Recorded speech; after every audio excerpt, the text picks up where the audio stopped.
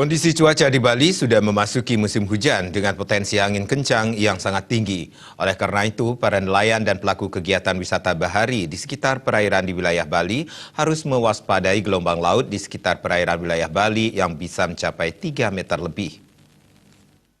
Ini disampaikan oleh Badan Meteorologi, Klimatologi, dan Geofisika Wilayah 3 Denpasar.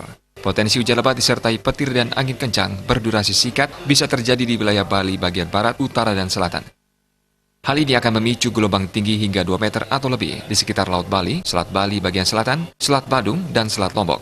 Angin umumnya bertiup dari arah barat daya hingga barat laut dengan kecepatan 7 sampai 38 km per jam.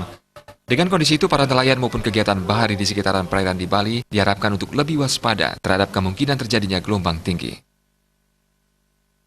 Bagi para nelayan atau para stakeholder yang melakukan aktivitas di perairan sekitar Bali agar perlu mewaspadai adanya potensi tinggi gelombang laut yang dapat mencapai 2 meter atau lebih khususnya di Laut Bali dan di perairan selatan Bali. Masyarakat juga diimbau tetap waspada terhadap dampak dari bencana seperti angin kencang secara tiba-tiba, pohon tumbang, kilat atau petir, banjir hingga tanah longsor. Masyarakat diharapkan selalu memperhatikan informasi dari BMKG khususnya untuk peringatan dini cuaca dan iklim yang ekstrim. Bayudi dan Putu Ratna, Bali.